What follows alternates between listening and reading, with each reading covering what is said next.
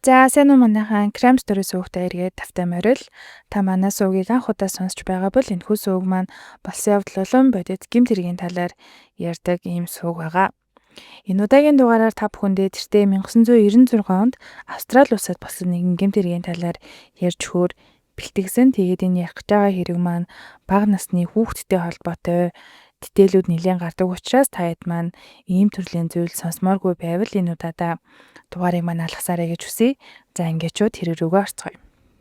1997 оны 8 дугаар сарын сүүлээр Австралийн нэгэн том хаслагдсан ой модтой хэсэгт гал гарсны улмаас гал командын ажилтнууд бол хэдэн өдрийн турш тухайн галыг унтраахаар тэр ой модтой хэсэгт бол ажилдаг. За тухайн гал төмрийг унтраах явцдаа гал сүнэгчүүд ой модон дотроос нэгэн чимдаантай зүйл олсон. Тэгээ мэдээж гал гарч ирсэн учраас тухайн чимдааны зарим нэг булан доторх хэсгүүд нь шатсан байсан ч гэсэн яг бүхэлдээ бол шатаагүй байдалтайгаар бол олддог. Тухайн чимдаамыг олсон хоёр гал сүнэгч нийгээд үзэхэд дотор нь бөөрийнхээ юм байгаа мó гэмээр бөөрийнхээ хэлбэртэй гялгар уттай зүйл байсныг нь задлаад үзэхэд хүний гавлын яс юм уу гэмээр зүйлийг олдог. За тэгээ хоёр гал сүнэгч бол нилээн балмагдаж гайхаад тэр даруй цагдаад дуудлага өгсөн. Цагдаа нар дуудлага авсан даруйдаа удалгүй ирж шалгаад үзэхэд хоёр гал сүнэгчийн олсон зүйл үнэхээр л хүний гавлын яс байсан. За тухайн гавлын ясны хэмжээнээс нь харахад цагдаа нар энэ бол нас биеинд гүйцэн том хүний гавлын яс биш вэ? Хүүхдийнх байна гэдэг. За тэгээ хүүхдийнх дундаа бүр 4-өөс доош насны хүүхдийнх байх магадaltaй гэж тухайн шалгах гэж ирсэн цагдаа нь бол тэмдэглэсэн байдаг. Цагдаа нар тухайн өдөр тэр хавийг бүхэлд нь самраад мөрдлөгөө үргэлжлүүлж байхдаа дахин нэг том чимдааныг олсон нь бүр л аимшигтай дүр зурагтай цагдаа нарыг нүүр тулахад хүргэдэг. Хоёр дахь олсон чимдаан гал гарсан хэсгээс бага зэрэг зайтай байсан учраас аз болоход ерөөсөө шатаагүй яг бүтнээрээ байж таарсан.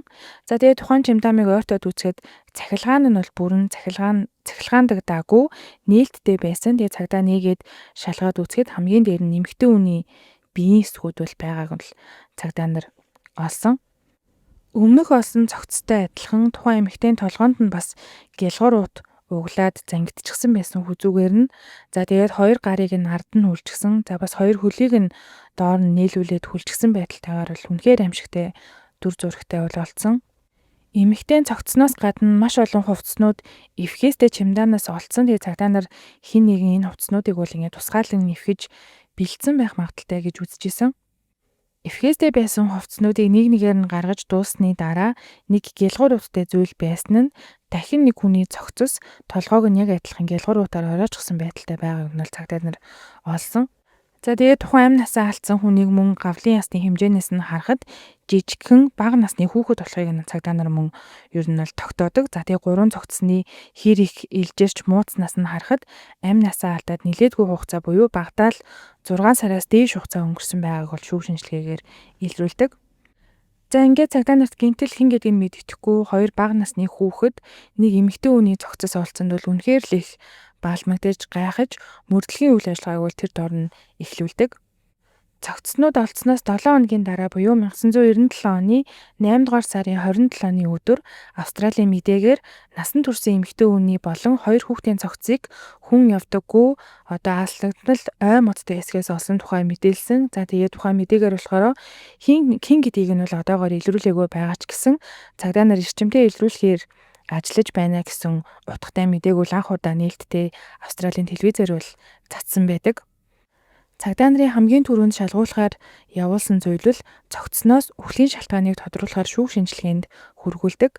За тэгээ цагдаа нарын олсон цогцсон мэдээж маш уутсан, илжрээд муудчихсан, ялангуяа гурвуулангийнхэн толгоонд уут углаад зангидчихсан байсан учраас бүр үхлийн шалтгааныг бол олоход үнэхээр хүндрэлтэй байсан. Тэгээ шүүх шинжилгээгээр ч гэсэн ер нь яг бодтой үнэн зөв шалтгааныг бол ерөөсөө хэлж чаддаггүй. Хэдий үхлийн шалтгааныг бодтой хэлж чадаагүй ч гэсэн амь насаа алдсан 3 хүний гавлын яс за тэгээ зарим биеийн яснуудаас нь харахад буудуулаагүй ямар нэгэн хүчтэй зүйлээр толгоондоо ч юм уу цохиулж нас бараагүй гэсэн хариуг бол яг бодтой үнэн зөв ирүүлж чаддаг шүүх шинжилгээнээс. Цагдаа нарын дараагийн хийсэн алхам бол Австрали улсын цагдаагийн газарт сүүлийн 3 жилийн дотор бүртгэгдсэн алга болсон бүх хүний мэдээллийг цуглуулах байсан. За тэгээ алга болсон хүмүүс түнд эмэгтэй хүн хэд байсан байна, хүүхэд хэд байсан байна. За эмэгтэй хүн 2 хүүхэдтэйгээ магадгүй алга болсон тохиолдол хэд байсан байна гэд хайгаад үзтэл цогцос олдохоос өмнө буюу 10 сарын өмнө 1996 оны 10 дугаар сард Австралийн Сидней хотод 31 настай Susan Park гэдэг нэртэй эмэгтэй өөрийн 3 настай хүү Andrew болон 6 сартай хүү Amy Park-ийн хамт гинтл алга болчихсон гэсэн бүртгэл цагдаа нарын бүртгэлд байж идэг. Тухайн алга болчлоо гэж дуудлага өгсөн хүн нь алга болсон эмэгтэйн нөхрийнх нь дүү буюу одоо хадам дүү нь байсан юм билээ. За тэгээ цагдаа нар тухайн алга болсон гэх эмэгтэй 1997 онд буюу одоо 10 сарын дараа олдсон юм уу гэж шалгаад үзэхэд олдоогүй байсан. Тийм ч учраас цагдаа нар нөгөө дуудлага өгсөн хадам дүүг нь 1997 оны 9-р сарын 1-ний өдөр цагдаагийн газар авчирч мэдүүлэг авсан. За тэгээ цагдаа нарт хэлдэг өнгөрсөн 7 хоног бид нэр эмэгтэй хүний болон 2 жоохон хүүхдийн цогцыг олсон юм аа. Тэр эмэгтэй алга болсон бүртгэл донд байгаа Сьюзен гэх эмэгтэйтэй зарим нэг мэдээлэл нь таарч байгаа учраас таныг дуудсан юм аа. Бид нэр Сьюзен мөн эсэхийг мэдэхгүй байна. Гэхдээ чемданаас олсон зарим нэг зүйлийг танд харуулъя. Тухайн одоо хэрвээ та мэдж байгаа бол энэ зүйлүүдийн талаар мэдээлэл өгөөрэй гэд цагдаа нар шууд хэлдэг. Тухайн эмэгтэйд харуулсан хамгийн ихний зүйл нь бол чемдамаас олцсон баг зэрэг шатсан эмэгтэй хүний улаан цамцын зураг харуулсан. За тэгээ нөгөө эмэгтэй бол шууд л таниад энэ Сьюзенийх мөн байна. Энэ бүр түүний хамгийн дуртай цамцнаа. Энийг байнга өмсдөг. Тэгээ надад энийг өмссөн байгаа зургууд нь ч гэсэн хэд хэд байгаа гэж шууд хэлдэг. Цагдаа нарын тухайн эмэгтэйд үзүүлсэн бас нэг зураг нь чемдамаас олцсон цагаан памбруушны зураг байсан. Тэгээд мэдүүлэг өгч байгаа нөгөө хадам дүү нь харсан даруйдаа бас шууд таниад манай ээж Andrew буюу одоо хүүгийн төрсөн өдрөөр нь түүнд авч өгчээсэн памбруушийг мөн байна гэдэг. Цагдаа нар дахиад нэг зургийг харуулсан нь гавлын ясны хажууд олдсон нэг өрөөсний эмэгний зураг байсан. Тэгээ хадам дүүнээс хараад шууд л таньдаг. Тэгээ Сьюзнийг алга болохоос 5-6 өдрийн өмнө бит хоёр дэлгүүр хийсэн юм аа. Тэгээ тэр үед Сьюзен яг энэ эмийг зүүжсэн. Энэ бол түүний эмэг мөн гэж шууд таниад хэлдэг. За ингээд цагдаа нар бол эхний байдлаар тухайн амь насаа алдсан эмэгтэй бол Сьюзен мөн байна гэдгийг бол илрүүлж байгаа. Сьюзен алга болохоос 1 сарын өмнө нөхөртөөгөө ер нь юм эв түнжин муутай 90 очин байгаад исэн билээ. Тэгээ нөхөртөөгөө хэдий таарамж муу байсан ч гэсэн нөхрийнхөө дүүтэй бол нас ойролцоо нэлээд сайн найзууд бол байсан. Цагдаа нар тэгээ үргэлжлүүлээд нөгөө эмэгтэйгээс асуудаг. Ах чи ер нь их нэртэйгээ хэр харилцаатай байсан бэ гэхэд нь нөгөө эмэгтэй чинь ах маань бол ер нь салах гад ингээд 90 очин байгаа. Гэхдээ л ер нь энэ хоёр бол ихэвчлэн хамтдаа байдаг. Хүүхдүүдтэйгээ бол хэвийн харилцаатай байсан ч гэсэн Сьюзентэй бол яг хэр харилцаатай байсныг нь бол би сайн мэдэхгүй байна гэдэг мэдүүлгийг бол 9 сарын 1-ний өдөр өгдөг. 1996 оны 10 дугаар сард энэ хадам дүүн Сьюзнийг 2 хүүхэдтэйгээ алга болчихлоо гэж цагдаа дуудлага өгсөн дараа цагдаа нар бол шууд хамгийн анх маргааш нь 10 сарын 28-ны өдөр Сьюзний нөхөр 2 хүүхдийн хамт амьдардаг байранд нь очиод үзэхэд Сьюзний нөхөр Ник бол гэртээ бэж исэн. За тэгэхээр энэ бүх үйл явдлууд ер нь бол цогцос олдохоос 10 сарын өмнө болсон үйл явдал гэдгийг та манаас ойлгож байгаа. За цагдаа нар тэгээд гэрт нэвтрээд эхнэр 2 хүүхэд чинь хаана байгаа юм бэ? Биднэрт ингээд алга болчихлоо гэдэг юм дуудлага ирсэн. Тэр дуудлага бол танаа өөрөө чинь дүүгээс ирсэн гэхэд нэг. Тэр гурав бол одоо Австралийн Queensland гэх хотод бол хамаатныхаа ахынд байгаа. Би дөрөв саяхнаас тэнд амьдрахаар шийдсэн. Би тэгээд энд гэртээ үлдээд энэ байрандаа байгаа зарим нэг тавилга идрээ зарчгаад араас нь маргааш юм уу нөгөөдөр одоо явах гэж байгаа гэд ер нь л юм нэлээд тайван өнгө дуугаар цагдаа нарт бол хэлдэг. Тэгээ цагдаа нар бол тийм ч их гайхаагүй дуудлага ирсэн. Тэгээ дуудлага ирсэн тэр дүү нь болохоор бас Queensland руу явсан байгааг нь мдээгүй юм байна гэж бодсон. За тэгээ эрэхтэн нөхөр нь гэртээ ингээд байж болох үз энгийн тайлбар хэлсэнд бол тийм ч их гайхалгүй. За ойлголоо бид нар дахиж шалгаж үзье гэд тэр өдөртөө бол Никийг гэрт нь үлдээгээд цагдаагийн газар руугаа буцаад бүдэрээ явцгаадаг. Цагдаагийн газартаа ирээд нөгөө Никийн яриад байсан хамаатны ахтай нь холбогдоод үзэхэд нөгөө хамаатны ах нь мэдэхгүй байна. Би тэдэнтэй одоо холбогдоогүй нэлийн умд чинь бараг л 6 сар болж байна гэсэн хариуг ирүүлдэг. Тэгээ цагдаа нар бол Никийг ямар нэгэн байдлаар худлаа хэлсэн гэдгийг нь мэдээд мэдсэн даруйдаа шууд буцаад Никийн гэр рүү очиод хонхыг нь дартал ерөөсөө хаалгаа нээж өгдөггүй. Тэгээ цонхоор нь өнгийгөө тарахад Ник ализэний гэрээсээ гараад явчихсан байгааг нь бол цагдаа нар ойлгосон. Цагдаа нар Никийн байшингийн ойролцоо хуршүүдээс нь мэдүүлэг авахад 10 сарын 16-ны өдөр нэгэн хөршин Сюзнийг харсан байдаг. За тухайн харсан өдөр нь 10 сарын 16 гэхээр Сюзнийг алга болсон гэж дуудлага өгөхөөс 11 өдрийн өмнө гэсэн үг байгаа. Тэр ярьсан хөршин нь болохоор эмэгтэй хүн Сюзэндээ ер нь дотн ойр зур юм хүүхдээ салхилуулангаа ярьдаг байсан юм билээ. Сюзэн алга болохоос өмнө тэр эмэгтэйг одоо юм ярихдаа Ник өөр эмэгтэйтэй намайг гараар тавьсан. Тэгээд бараг гэртээ ирэхгүй байгаа. Гэхдээ буцаад битээр бол нийлэх бодолтой байгаа. Би нийлнэ гэж бодож байгаа гэд энийгэд ярьжсэн юм билээ. Харамсалтай нь Ник шинэ найз охинтой болоод бараг 1 жилийн хугацаа өнгөрсөн байсан. Тэгээ сүүлийн бараг 6 сарын хугацаанд ажилтай, шөнийн ээлжтэй байгаа гэд худлаа хэлээд байсан. Тэгээ шөнө үргэлж гэртээ байдаггүй, өдөр нь л гэртээ ирдэг байсан Сьюзен итгэсэн ч гэсэн ямар ч шөнийн ээлжний ажил бол Никэд байхгүй. Зүгээр шөнө бүр нөгөө шинэ найз охинтой очиж хоноод хамт амьдраад яваад байдаг байсан байгаа. За тэгэхээр Сьюзен алга болохоос ердөө 1 сарын өмнө буюу 9 сард Никийг өөрийг нь араар нь тавьсныг бол мэдсэн гэсэн үг болж таарж байгаа. Ник өөрийг нь хуурж байгаа нь ер нь бол энэ хоёр бага насны хүүхэдтэй Сьюзний хувьд бол үнэхээр л хүнд цохилт болсон.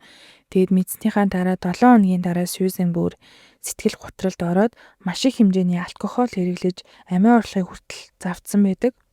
Их хэмжээний арх хэрэглэхээс өмнө нөхрийнхөө дүү өөрийнхөө сайн найз руу залгаад уучлаарай гэж хэлсэн. Тэгээ нөгөө найз нь бол нэг л буруу зүйл болоод байна гэд түргэн цагдаа энтер дуудаад өөрөө бас цуг цаг алдалгүй очиж Сьюзнийг бол амиа орлохоос нь амарсан. Сьюзен Ник хоёрын хувьд бол 1993 онд гэрлээд удаагүй байхдаа 1994 онд хүү Андрю төрсөн. За жил гарны дараа 1996 онд охин Эймийн төрсөн. За Сьюзен бол яг үнэндээ хятад эмэгтэй юм билээ. Харин Ник бол яг Солонгос хүн. Тэгээ Сьюзен нөгөө Квинсландд байдаг хамаатны ахынхаа ресторанд ажиллаж байхдаа Никтэй танилцаж нэг удаагүй тэр хоёр бол гэрэлсэн билээ. Хэдий хоёр өөр орны хүмүүс ч гэсэн энэ хоёр хоёулаа ер нь Австралид хэд хэдэн жил амьдарчсан. Хоёулаа англи хэлтэй учраас ойлголцоход бол асуудал ерөөсөө байгаагүй. Нэмээд тэ хоёулаа Аз хүмүүс байсан учраас нэгэндээ маш урд нь тацагдсан байх гэж хүмүүс ер нь л ярьд юм билээ. Алга болохоос ердөө 1 сарын өмнө өөрийнхөө нөхрийг өөр эмэгтэйтэй болсон гэж мэдээд сэтгэлээр унаж амиа хүртэл орлохыг завдсан ч гэсэн Сьюзен хэдхэн өдрийн дараа өөрийн жоохон хоёр хүүхдээ хараад гэр бүлээ хамгаалж үлдэхээр шийдэн Никийн нөгөө найз өхний гэрт нь бол хэд хэд удаа очсон байдаг. За очиод мэдээж тэгээ уурлан, уйлан нөгөө найз өхнийг нь бас Никийг нэлийн хэдэд бас зохиод зодсон. Тэгээд нэр нь бол нэлийн шууг андигдээсэн гэдэг. Тэгээ Сьюзний хувьд бол нэлийн юм чимээгүй, маш зөөлөн дуутай, ээлдэг эмэгтэйч гэсэн тэр хоёрыг хамт байгааг нь хараад бол угаасаа үнэхээр тэсээгүй бах. Цагдаа нар Никийг шинэ найз охинтой болохоос гадна бас нэг асуудалтай байсныг нь олж мэдсэн нь Ник мөрийтэй тоглоомонд донтчихсон нэгэн байсан. Сьюзнийг алга болохоос яг 1 жилийн өмнө 1995 оны 9 сарын 13-нд Сидней хотод Star City Casino гэдэг нэртэй тийм том казино нэгдээд маш олон хүн очиж тоглосны нэг нь бол Ник байсан байгаа. За тэгээд ер нь казино мөрөөдөө тоглоом гэдэг бол хизээж сайн сайхан зүйл араасаа дагуулдаггүй. Энэ бүгдийг дагаад хүний наймаа, мөнгө хүлэгч нар, биеэ үнэлэлт гээд маш олон зүйл бол дагаад явж идэг. Яг тухайн казиногийн ойролцоо Солонгосын хэд хэдэн мөнгө хүлэгч нар бол ингээ нийлээд том сүлжээ болоод цугларчихсан байсан. За тэгээд кинон дээр ч гэсэн ер нь гардаг мөнгө хүлэгч нар бол хүмүүст өндөр хүүгээр богино хугацаатай мөнгө зээлээд буцаад өгч чадахгүй бол зоддог, цогтөг, амь насанд нь занал хийлдэг, үн цэндээ бүхнийг нь одоо булаадаг гэх мэт үйл ажиллагаа бол ийм явуулдаг бүлэг хүмүүсийг хийлдэг.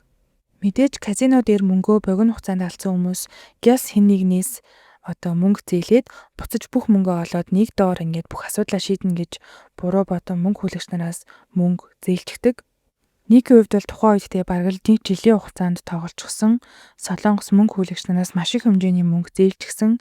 Санхүүгийн болон сэтгэл зүйн хувьд бол өндөр дарамттай байсан үе. За тэрнээс гадна 1 сарын өмнө эхнэр нь өөрийг нь араар нь тавьж байгааг мэдчихсэн гэд ер нь бол юм хэцүү цаг үе байсан байгаа.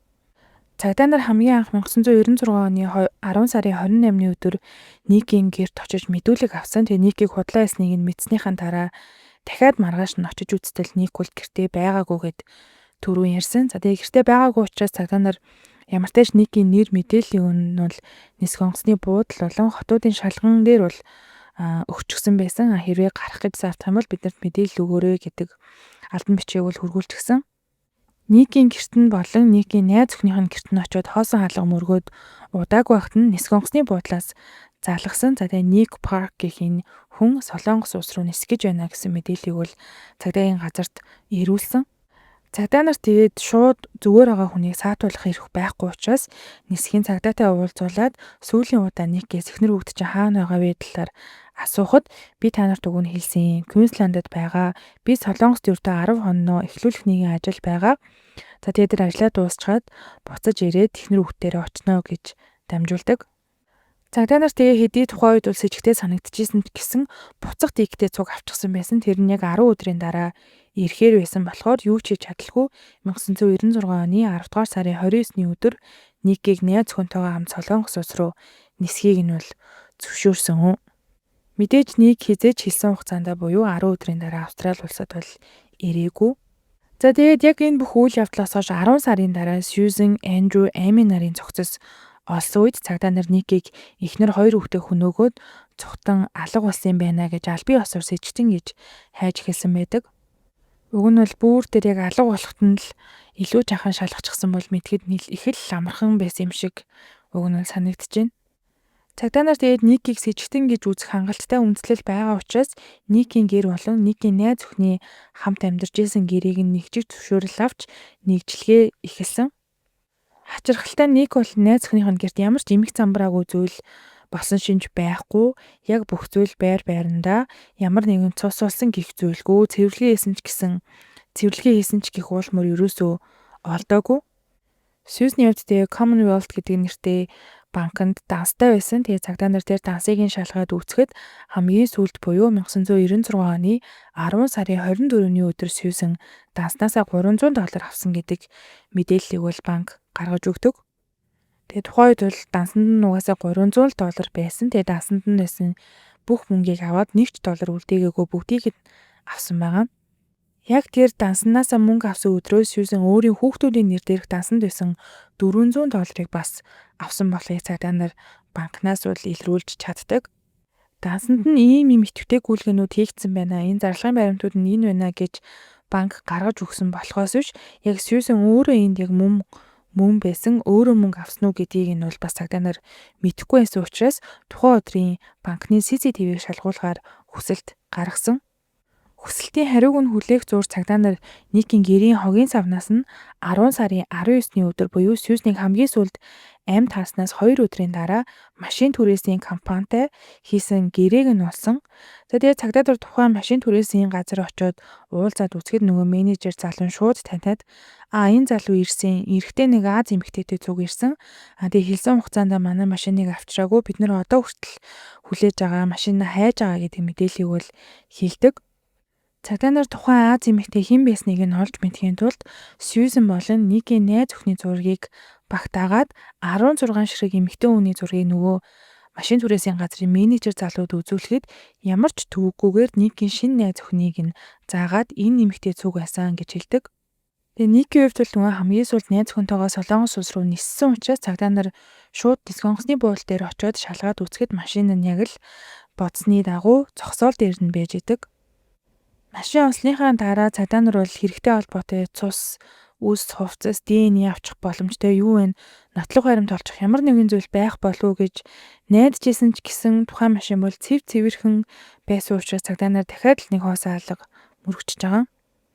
Сьюзен болон 2 хүүхдийн толгойд угуулчихсан байсан гялгар уутны брендийг нь цагдаа нар олж чаддаг. Тэгээд тухайн брендээс нь харахад Сьюзний гэрийн ойролцоо байдаг сүлжээ дэлгүүрийн уут болохыг мөрдөгчд олж мэдээд тэр дэлгүүрийн хүмүүсээс Сьюзнийг асуухад Сьюзен ер нь бол гэр нь ойрхон байдаг хүн баха. Манай байнгын үйлчлүүлэгч мөн гэдгийг нь бол бас хэлж өгдөө. Тэгэхээр Сьюзен ямар ч гэртээ эсвэл гэртээгээ ойрхон алуусан байх магадaltaй гэж цагдаа нар гадралж исэн.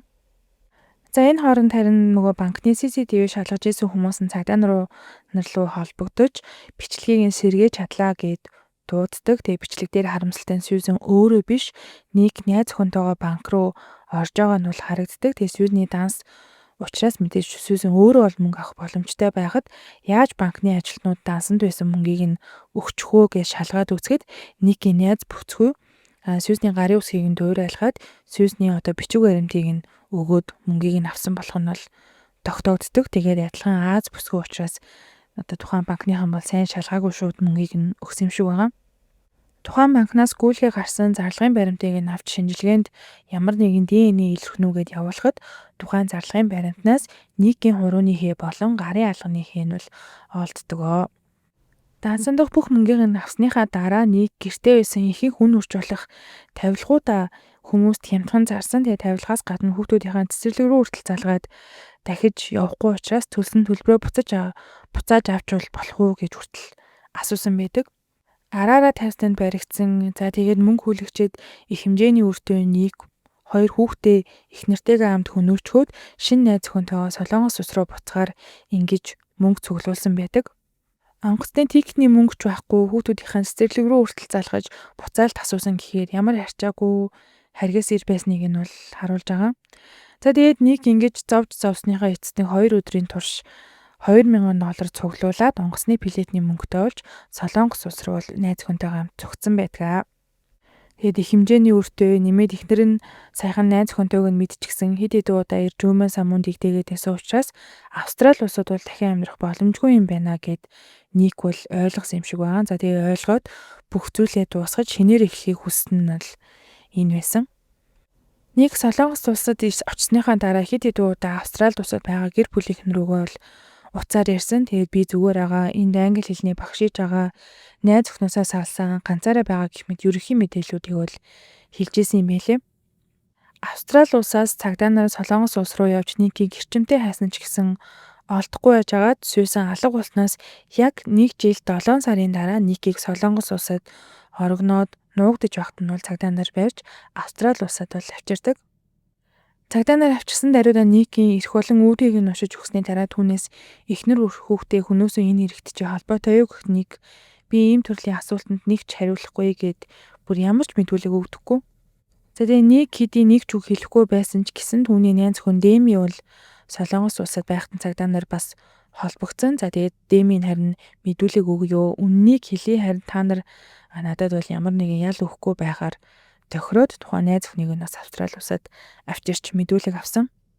За тэгээд тэр эмэгтэй бол бүх зүйлийг эхнээс нь ярьж эхэлдэг. За Ник бит хоёр бол 1 жил бараг үерхсэн. За тэгээд 1996 оны 10 сарын 17-ны өдөр Ник нэлийн ууртай байхдаа гэртээ харихаар болсон.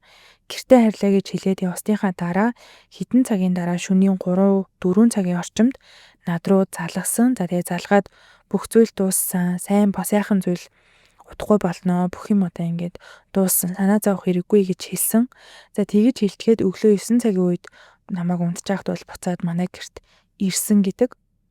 Маргааш нь бид хамтдаа явж машин түрээсэлсэн. За машин түрээсэлснийхаа дараа Ник 2 том чиндамтай гарч ирж тэр хоёрыг ой модонд аваачиж хайсан. Хэдэн өдрийн дараа би Сьюзний данснаас банкнд очиж мөнгө авсан. За тэр бит хоёр мөнгөтэй болоод 29-нд Австралиас Солонгос руу явсан гэсэн мэдүүлгийг бол хэлдэг. Бүх үннээ хэлж шүүх хурал дээр хүртэл гэрчээр оролцсон учраас түүнийг ямар нэгэн буруугүй гэж үзэн төрлөх нутаг Солонгос руу буцахыг цагдаа нар зөвшөөрч одоо хүртэл Никийн найз өхөн бол Солонгосдоо эрх чөлөөтэй амьдарч байгаа. За харин Никийн хувьд шүүгээс түүний 31 настай эхнэр Сьюзан, 3 настай хүү Андрю, 18 сартай охин Эми нарын 8 насыг нь хөнөөж гэмт хэрэгээ нуун далдлахыг оролцсонд нь буруутай гэж үзэн түүнд Австралийн шүүхээс 26 жилийн ялыг бол оноосон. Австралийн шүүхтээ ер нь 1990-ад оны сүүл хавцаа тэр үед бүх насаар нь хорих ял өхөн бол маш ховор үзэгдэл байсан юм билээ. Тэгээ цуврал алуурчин төлөвлөсөн гэмт хэрэг гээд бүр л юм хүнд хэрэгүүд дээр л бүх насаар нь цөөхөн тоогоор хорих ял өгдөг. Тэгээ уг нь бол Никийн хийсэн хэрэг байж болох хамгийн л хүнд хэрэг баймаар юм. Яагаад 26 жилийн ял өгснэг бол үнэхээр ойлгохгүй байна. Гэхдээ Австралийн шүүхээс 26 жилийн ял авна гэдэг нь шүүхийн хамгийн хүнд ялыг авсантай адил гэсэн. Тэгэхээр ер нь бол Австралийн шүүх ер нь бол бас нэлээд асуудалтай санагдаж байна. Никээс гадна найз охин нь бол энэ бүхнийг мэдчихсэн, Сьюзан болж жүжиглж мөнгө данснаас нь авсан, нэмээд цогцыг нь нуухад хүртэл туссан байхад тэр хүнд бүр ямар ч ял өгөөгүй гэхээр үнэхээр л харамсалтай байгаа. Шүүх хурал болсон хугацааг бодоод үзэхэд одоо ч 2026 гэхээр Ник одоо аль хэдийн сурч чөлөөтэй амьдарч байгаа гэсэн үгтэй суллагдаад 1-2 жил болсон байх магадaltaй гэж хүмүүс бол бодож байгаа. Тэгээ энэ талаар бол Австралийн шүүхээс нээлттэй тийм зарлдаггүй юм билээ. Тэгээ ямар нэг өөр нөхцөлгүйгээр 26 жилийн ял авсан учраас тэр хугацаанд дуусчихсан учраас Ник бол одоо эрх чөлөөтэй Австралид ч юм уу Солонгост ч юм уу хааны газар амьдарч байгаах. Тэгээ эхнэрээ 2 жоохон хүүхдээ хүнөөчгөөд одоо эрх чөлөөтэй амьдарч байгаа гэж бодохоор үнэхээр л гүнхтэй санагдчихээн. Тэгээ та хэд манаас энэ хэргийн талаар юу гэж бодож чинь комент хэсэгт санал бодлоо бичээрэй. Тэгээ дараагийн дугаар маань удахгүй арах учраас subscribe дараад та хэд минь хүлээж аваарай. За тэгээд баяртай.